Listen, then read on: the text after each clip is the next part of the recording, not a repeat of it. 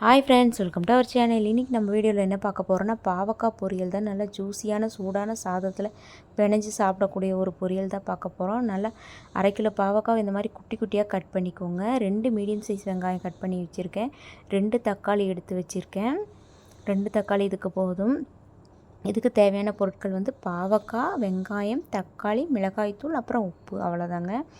அடிகனமான ஒரு வாணலி தான் நான் எடுத்து வச்சுருக்கேன். இப்போது கொஞ்சம் அடிப்பிடிக்காமல் இருக்கணுங்கிறதுக்காக நம்ம வழக்கமான பொரியலை விட கொஞ்சம் ஆயில் எக்ஸ்ட்ரா ஆட் பண்ணிக்குவோம். கசப்பு கொடுக்காமல் இருக்கணுங்கிறதுக்காக கடுகுளுத்தம்பருப்பு போட்டு தாளிச்சிக்கலாம். வெங்காயம் போட்டுக்கலாம்.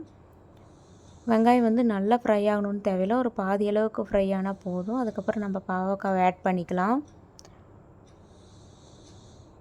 ஓரளவுக்கு நல்லா குட்டி குட்டியாகவே கட் பண்ணிக்கலாங்க. அப்போ தான் கொஞ்சம் சாப்பிட்றதுக்கு நல்லாயிருக்கும், பிணைஞ்சு சாப்பிட்றதுக்கு. அதுக்கப்புறம் நல்லா கிளறி விட்டுட்டு நல்லா பரப்பின மாதிரி வச்சுட்டு அடுப்பை சிம்மில் வச்சுருங்க. இதை நம்ம சிம்லேயே தான் வச்சு வேக வைக்க போகிறோம். மூடி எதுவும் போட்டு மூட வேண்டாம், ஏன்னா தண்ணி பட்டு பட்டு ஒரு மாதிரி வதவதன்னு ஆயிரும். அதனால் சிம்லேயே வச்சு அப்பப்போ கிளறி மட்டும் விட்டுக்கோங்க. இதை பக்கத்துலேயே நின்று நீங்கள் கிளறி விடணுன்னு அவசியம் இல்லை, அப்பப்போ கிளறுனா போதும். நம்ம எடுத்து வச்ச 2 தக்காளியை பேஸ்டாக்கி வச்சுக்குவோம்.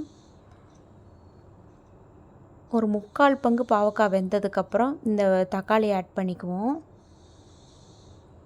முன்னாடியே ஆட் பண்ணால் அது ஒரு மாதிரி அடிப்பிடிக்கிற மாதிரி ஆகிட்டே இருக்கும், அதனால தான். அதுக்கப்புறம் நம்மளுக்கு காரம் எவ்வளோ தேவையோ அந்தளவுக்கு மிளகாய்த்தூள் ஆட் பண்ணிக்கலாம். உப்பு ஆட் பண்ணிக்குவோம்.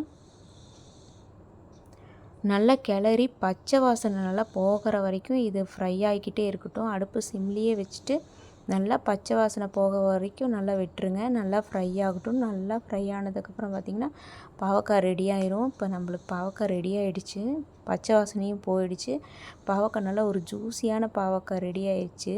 இதை நல்லா சுட சுட ஆவி பறக்கிற சாதத்தில் போட்டு பிணைஞ்சு சாப்பிடுங்க. பாருங்கள், சூப்பராக இருக்கும். கசப்பு கொஞ்சம் கூட தெரியாது. என் குழந்தைங்களாம் நான் இந்த மாதிரி செஞ்சேன்னா நல்லாவே பாவக்காய் சாப்பிட்டுக்குவாங்க. பாவக்காய் குழம்புலாம் வைக்க மாட்டேன், இந்த மாதிரி தான் நான் செய்வேன்.